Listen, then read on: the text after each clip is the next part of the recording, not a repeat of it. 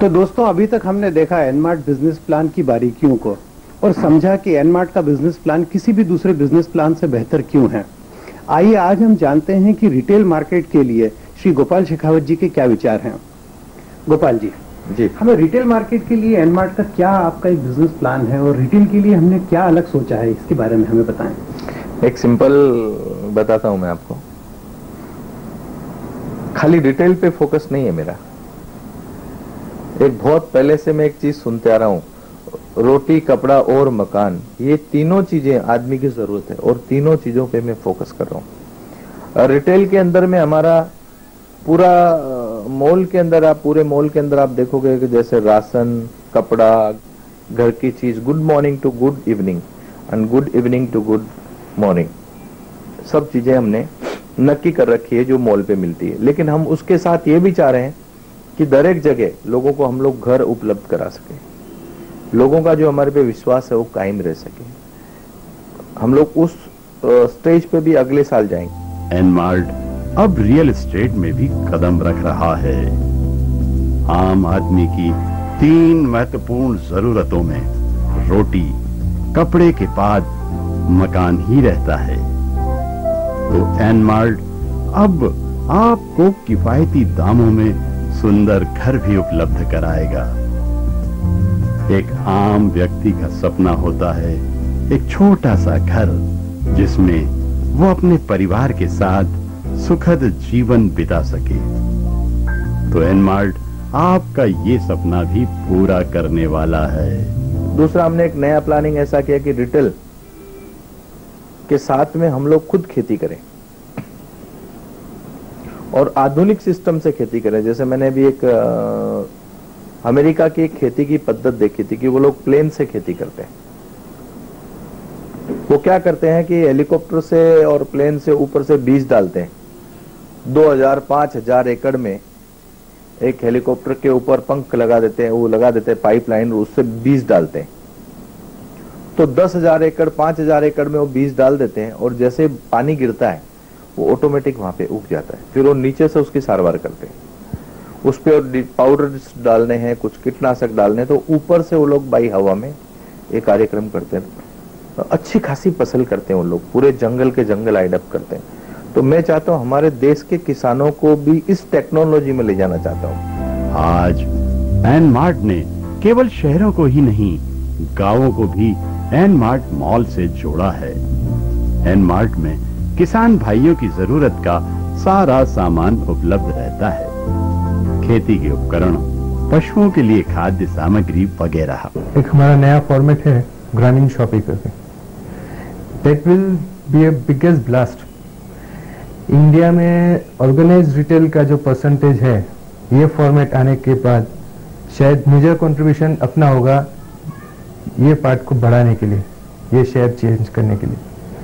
Because that is plan कि all over India में जितने भी छोटे विलेजेस है, टाउन्स है, जहाँ पर अभी तक ऑर्गेनाइज्ड रिटेल क्या है किसी को पता नहीं है, उन सारी जगहों पर हम छोटे फॉर्मेट्स में, that will be 1000 to 1500 square feet का फॉर्मेट रहेगा, जिसमें हम ट्राई करेंगे कि बेसिकली लोकल और जो भी जरूरत चीज़ें हैं वो सारी उसमें कवर अप हो जाएगी। वी ऑलरेडी है, वो अभी हमने लॉन्च नहीं किया है, अप्रैल से वो लॉन्च होगा, लेकिन we already have around 6000 inquiries for Gramin shopping and it's going to be a biggest blast. मैंने एक बहुत पहले एक हमारे वेंचर में कहा था कि मैं किसानों के लिए कुछ करने की सोच रहा हूं, तो मैंने काफी बारे में, हमारे एक खास मित्र हैं जो बायो प्रोडक्ट के प्रोफेसर रहे हैं। हम लोग आपको केमिकलाइज फूड से बचाना चाहते हैं, नेचुरल, ऑर्गेनिक जिसको अभी आजकल ऑर्गेनिक जिसको बोलते हैं, नेचुरल आपको सब्जी मिलेगी जिसमें आपको डायबिटीज, बीपी, ब्लड प्रेशर, ये सब कभी कुछ होगा ही नहीं। पहले के लोग देखो, आप 100 साल तक जीते थे, आज का आदमी 50 साल में खेल खत्म, क्योंकि वो टोटल केमिकलाइज पे जिंदा है। मैं लोगों को ऑर्गेनिक की तरफ ले जाना चाहता हूं, क्योंकि मुझे भविष्य और लोगों का अच्छा उज्जवल करना है। आदमी टेंशन में क्यों जीता है, आदमी टेंशन में क्यों रहता है? ऐसे एक हमने कहावत की थी, जैसे खाओगे अन्न वैसा बनेगा मन। तो ये विचार करता है, इसलिए मैं इस रिटेल को इस पद्धति से ले जाना चाहता हूं कि हर एक आदमी इसका फायदा उठावे, हर एक किसान को इसका बेनिफिट मिले। हम लोग खुद कुछ नहीं करेंगे, हम लोग उनसे करवाएंगे, ताकि इस देश का किसान जिंदा रहना चाहिए। किसानों के लिए आपने किसान शॉपिंग की और बात सोची हुई है, उसके बारे में और बताएं।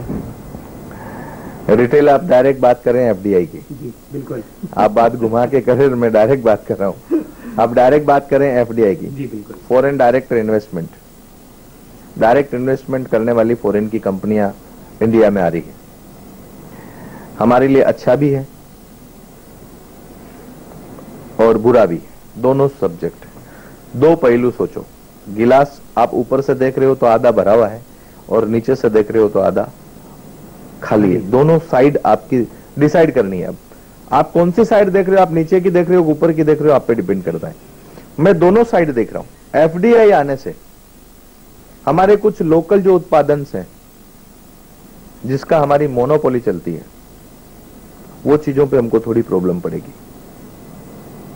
और फॉरेन की जो आइटम्स हमारे यहां आती, उस पे हम लोग इंटरनेशनल ट्रेड में मिक्स हो जाएंगे, मेरा मानना है। एफडीआई अच्छा इसलिए है कि हम लोग इंटरनेशनल ट्रेड में इक्वल हो जाते हैं, और अच्छा इसलिए नहीं है कि हमारे जो उत्पादन है उसकी मोनोपोली ओपन हो जाती है, जिसमें छोटा ट्रेडर जो है उनको लगता है कि हम लोगों को नुकसान पहुंचेगा। ये बात कोई हद तक ठीक भी है।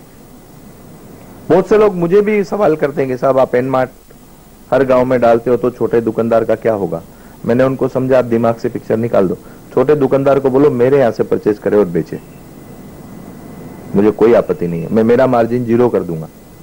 अगर कोई दुकानदार अपनी दुकान चलाना चाहता है और जुड़ना चाहता है एनमार्ट के साथ, तो बिल्कुल बाय गॉड परचेज कर सकता है। जो हमारा मार्जिन जो हमको मिलता है, हम लोग हमारा मार्जिन एकदम लेस पे ले आएंगे। हम लोग को किसी भी दुकानदार को मारना नहीं है। देखो, जब तक विपक्ष नहीं होगा तब तक आपका पक्ष कितना मजबूत है ये आपको पता नहीं चलेगा। अपोजिशन लीडर क्यों होता है? क्यों होता है? आपके सामने कोई लड़ने वाला नहीं है तो जीत किसकी होगी? दो पहलवान लड़ेंगे, उसमें एक तो गिरेंगे, तब आपको पता चलेगा आपकी शक्ति कितनी है। मैं तो बोलता हूं हम लोग कमजोर नहीं है। इंडिया प्रोडक्ट बनाने में तो मास्टर है। हाँ, 1 मिनट में बन जाता है प्रोडक्ट। ऐसे कितने प्रोडक्शन की जगह है जहां हम कुछ भी कर सकते हैं। अलीगढ़ ताले के अंदर फेमस है, ताला अलीगढ़ जैसा दुनिया में कहीं बनता ही नहीं। ब्रास का काम हिंजिस ब्रास के जामनगर जैसा दुनिया में कहीं बनता ही नहीं। हम लोग बोलते हैं कांदा, तो हमारे नासिक में आसल गांव में जो बनता है वैसा कहीं है ही नहीं। पल्सेस तो इंदौर में जितना पैदा होता है उतना कहीं है ही नहीं। बासमती तो बासमती देहरादून और पंजाब फगवाड़ा जैसा कहीं है ही नहीं। हमारे पास सब चीज है, तो हमको डर किस बात का है? किस लिए लड़े हम लोग? एक बताओ आप, किस लिए हम लोग विचार करें? We are capable. सोच बदलने की जरूरत है। इरादे बदल दो, रास्ते अपने आप सीधे हो जाएंगे। देखो, मैं आपको बोलता हूं, इस देश को चलाने का हर एक इंसान को जन्मसिद्ध अधिकार है। अगर हर इंसान देश को चलाने के सही रास्ते पे उतरेगा तो ये देश का कोई बाल भी टेढ़ा नहीं कर सकता। हमारा पहला धर्म है, जिस जन्मभूमि पे हम हैं उसका फर्ज अदा करना। ये इसको हम लोग मातृभूमि बोलते हैं। एक जन्म देने वाली माँ है, एक हमको सहारा देने वाली माँ है, जिसको धरती माँ बोलते हैं। हम लोग नदी को माँ क्यों बोलते हैं? क्योंकि हमको जल प्रदान करती है। धरती को माँ क्यों बोलते हैं? वो हमको रहने के लिए जगह देती है। एक माँ है जो अपने को जन्म देती है, एक माँ है जो रहने की जगह देती है, एक माँ नदी है जो हमको जल देती है। ये सब चीजें हमारे देश में है। हिंदुस्तान के वासी तो तकदीर वाले हैं जो पूरे वेदर का लाभ उठाते हैं। क्या बात करते हो आप? पूरा लाभ उठाते हैं। हम लोग कितने नसीब वाले। तो रिटेल इंडस्ट्रीज और कोई हमारे पास आता है, लोगों की सोच क्या है? मैं तो इतना जानता हूं कि अपने रास्ते पे चलते रहो, दूसरे के बारे में सोचने की जरूरत ही नहीं है। मैं एक ही चीज मैंने अपनाई है और मेरे सभी परिवार के सभी लोगों को मैं कहता हूं, कौन क्या कर रहा है उसको मत देखो, तुम क्या कर सकते हो वो सोचो।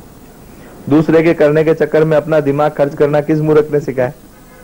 अपने सही रास्ते पे चलो, अपने आप रास्ते क्लीन हो जाएंगे। लेकिन सोच हम लोग करते हैं। हिंदुस्तान का पड़ोसी जो है वो बहुत जागरूक है और अमेरिका का पड़ोसी जागरूक नहीं है। अमेरिका में ऐसा दिखाया जाता है टीवी के अंदर कि अगर आपके पड़ोसी की दूध की बोतल और पेपर बाहर लगाओ, 3 दिन तक तो पुलिस में इन्फॉर्म करो। और हमारे इंडिया में तो पड़ोसी को 15 दिन पहले ही मालूम होता है कि पड़ोसी कहां जाने वाला है। हम लोग जागरूक हैं। हमारे साईं बाबा की जीवनी में एक लिखा हुआ था, मराठी में वो बोलते थे,